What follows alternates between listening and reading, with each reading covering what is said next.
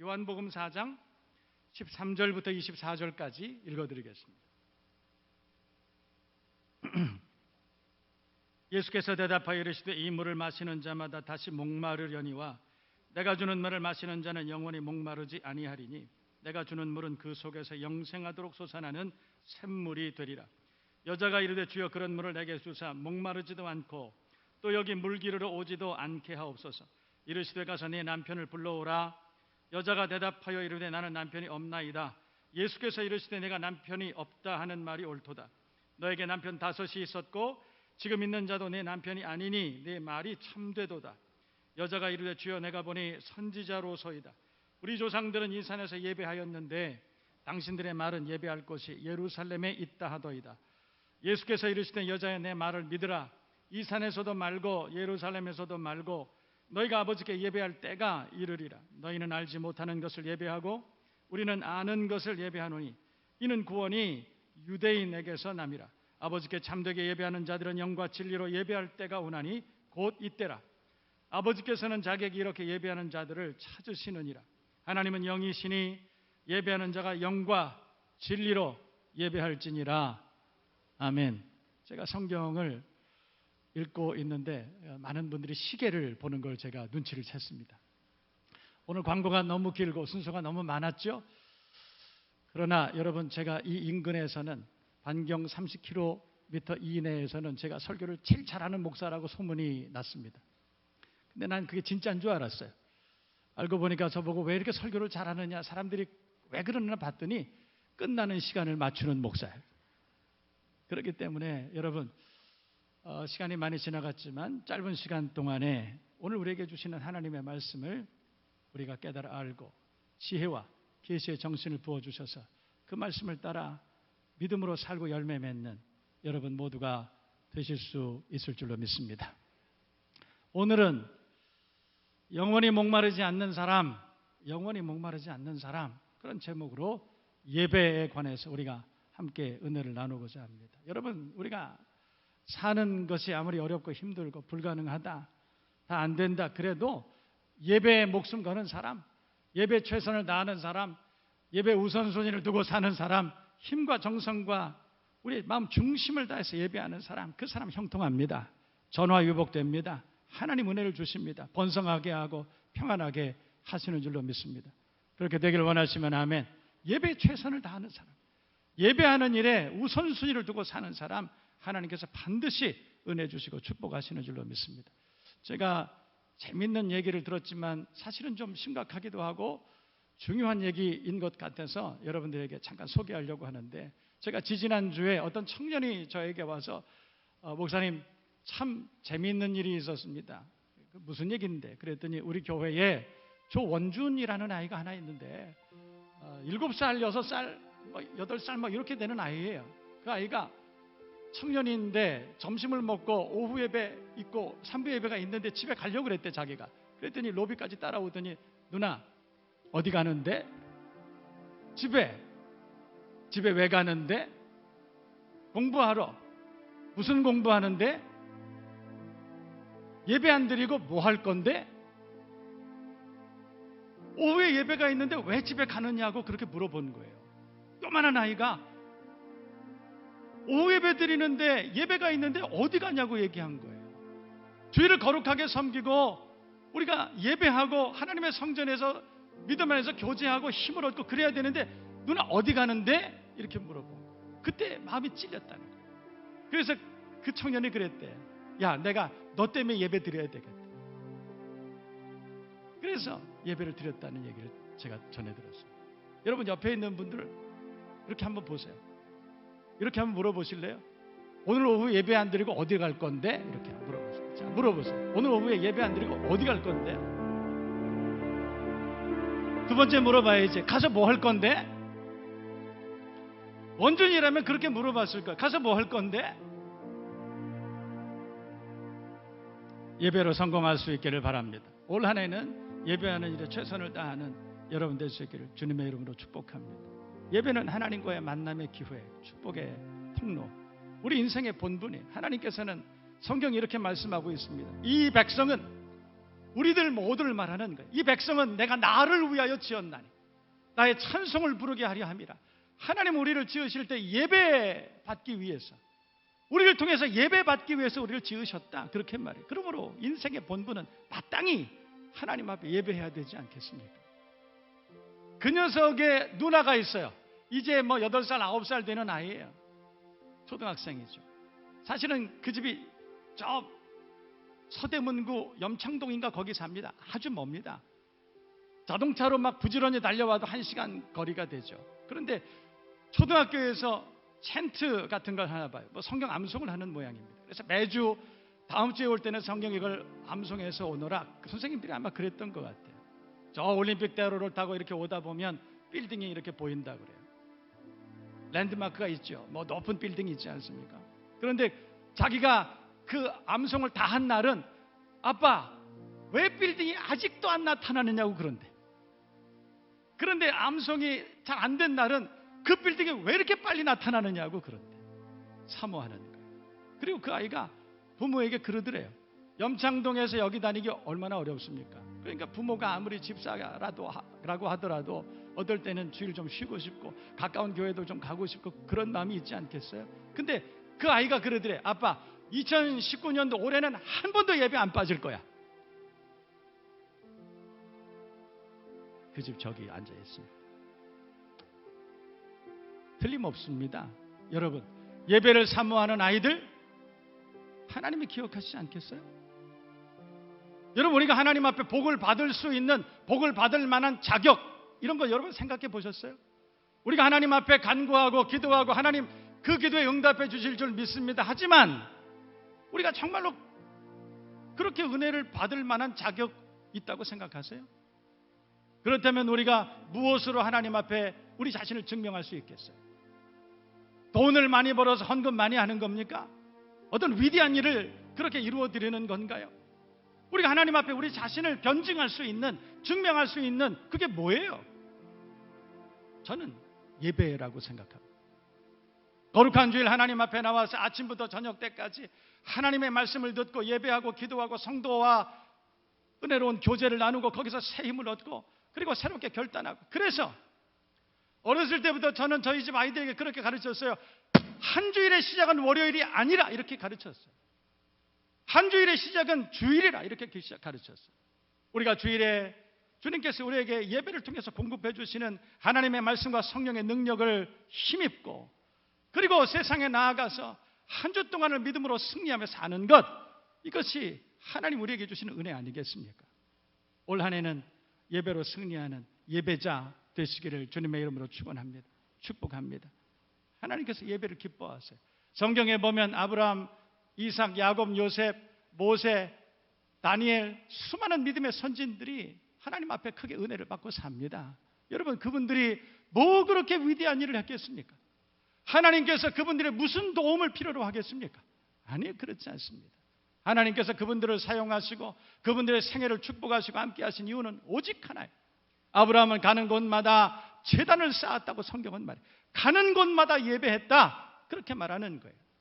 여러분, 우리가 올 한 해 동안에 가는 곳마다 예배를 드리고 아침에 출근할 때 예배를 기도하고 출발을 하고 가정에서 아이들을 축복하고 하나님의 말씀을 함께 나누고 그리고 직장에서도 하나님의 말씀을 붙들고 기도하고 예배하는 심령으로 살아간다면 여러분, 하나님께서 우리를 축복하시지 않을까? 우리의 선한 소원 마음에 지나도록, 우리의 소원에 지나도록 응답해 주시지 않겠는가? 이해되시면 아멘. 하나님 앞에 그렇게 우리 믿음의 선진들처럼 예배하며 살아가고 예배하며 복을 받고 예배하며 일하고 살아가는 저와 여러분 모두가 되시기를 주님의 이름으로 축복합니다. 축원합니다. 오늘 성경은 예수님께서 유대 땅을 다니시다가 예수님의 그 사역의 근거지가 있어요. 갈릴리 가버나움이라는 곳이 있습니다. 가버나움에서 베이스 캠프를 치고 예수님은 수없이 많은 일들을 감당하셨어요. 저 유대 광야, 유대 땅을 다니시다가 그리고 가버나움으로 돌아와야 하는 때였었습니다. 그런데 마침 그곳에 갈릴리로 가려고 하면 사마리아라고 하는 땅을 지나갈 수밖에 없었던 거예요. 문제는 이 사마리아에 살고 있는 사람들이 같은 유대인이었지만 이방인들과 통혼하고 그리고 영적으로 흐려진 사람, 혼란스러웠던 사람들.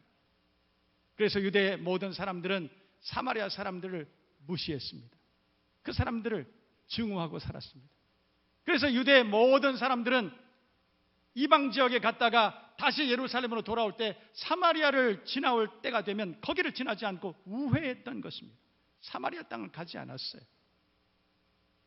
사마리아 사람들은 그리심산에서 예배를 드리고, 그리고 모든 유대 사람들은 예루살렘에서 그래서 예배를 따로 드렸던 것이에요.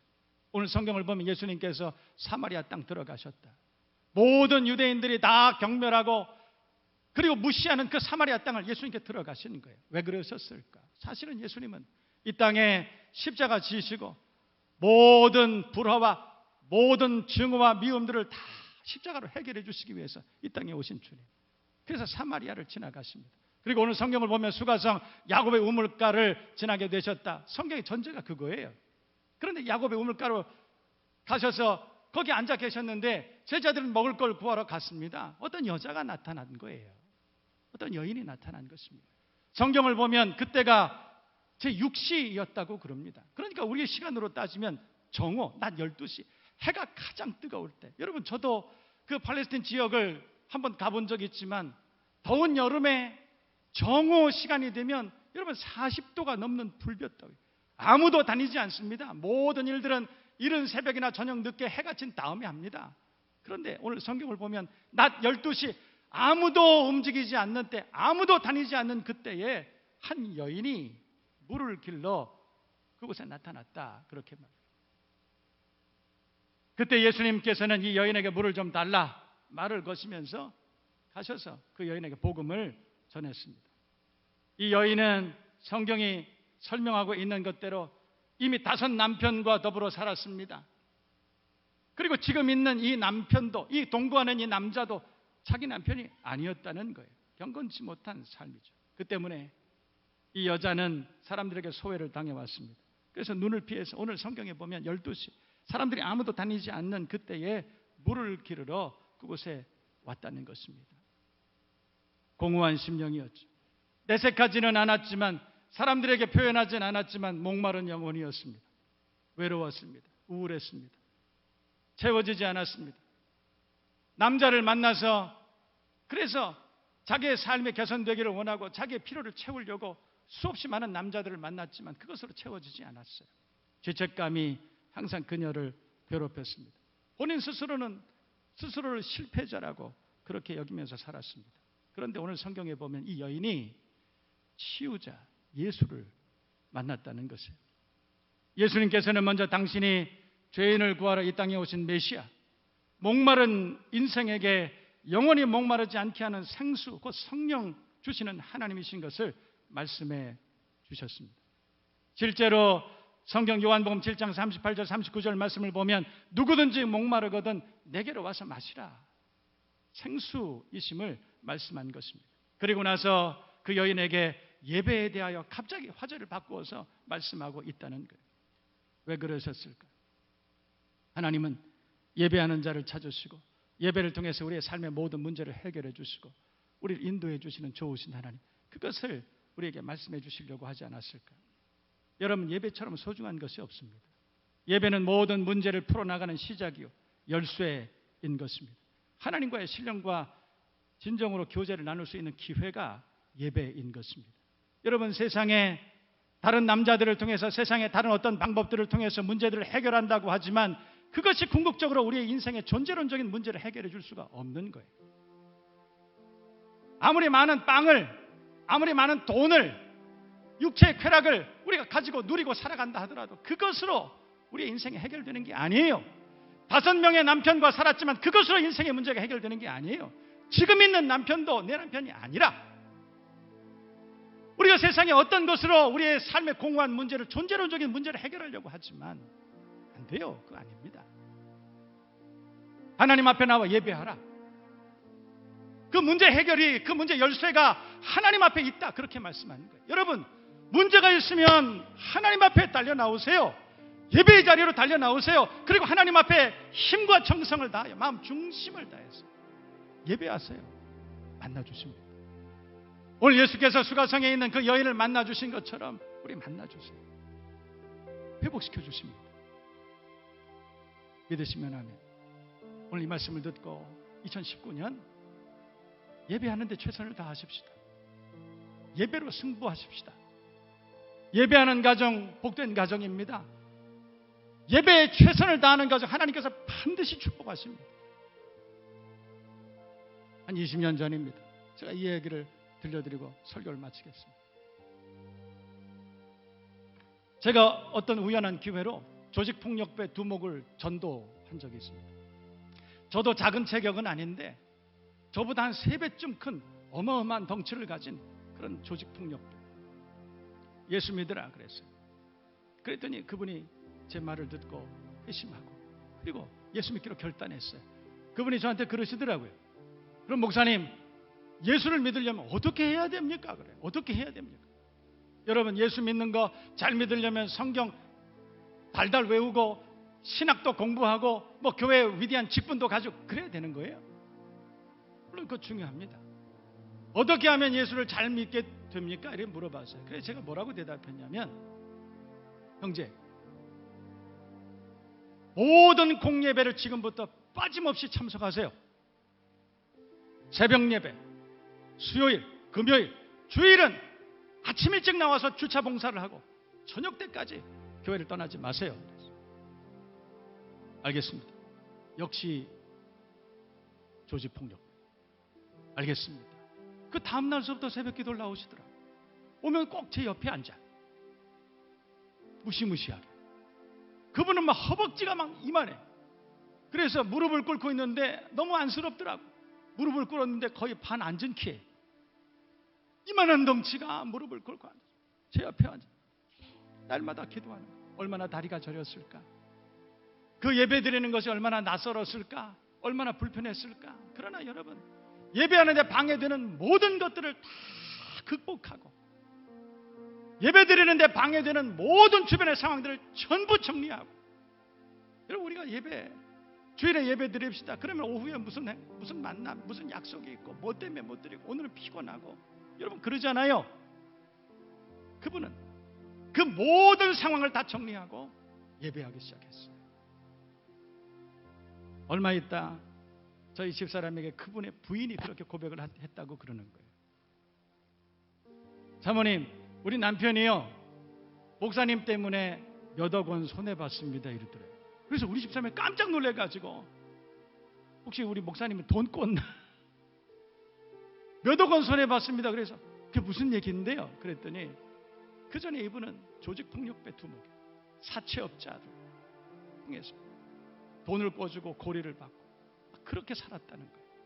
그런데 목사님 때문에 예수 믿고 예배에 와서 무릎을 꿇고 예배드리고 하나님의 말씀을 듣고, 그때 자신이 얼마나 죄인이고 하나님 앞에 얼마나 불쌍한 존재인지, 얼마나 긍휼한 존재인지 깨달았어요. 그래서 이제까지 내가 사채로 나눠줬던 거 내가 받지 않겠다. 예전에는 무슨 짓을 써서라도 그분이 말한 그 살벌한 얘기를 제가 다 기억해. 무슨 수를 쓰더라도 돈을 다 받아왔다.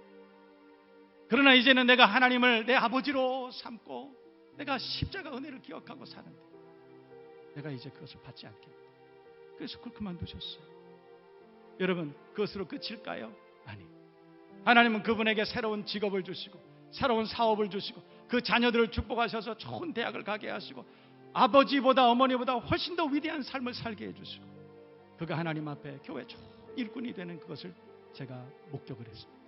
작년에 그분에게 전화가 왔어요. 목사님, 기뻐해 주세요. 왜요? 뭔데? 저 장로 피택됐습니다. 할렐루야. 기분 나쁘세요? 장로 피택됐습니다. 여러분, 예배에 승부합시다. 올 한 해는 다른 어떤 것보다도 우선순위 예배, 다른 어떤 것보다도 하나님과의 만남, 약속된 날, 오늘 하나님 앞에 약속한 그날 하나님 앞에 그렇게 온전히 드리고, 그리고 올 한 해는 진짜 행복한, 세상이 줄 수 없고 알 수 없는 평안을 누리는 여러분 심령과 가정과 산업과 교회 되시길 주님의 이름으로 축복합니다. 옆에 있는 분 한번 마지막으로 한번 인사할까요? 오늘 오후에 뭐 할 건데? 자, 시작.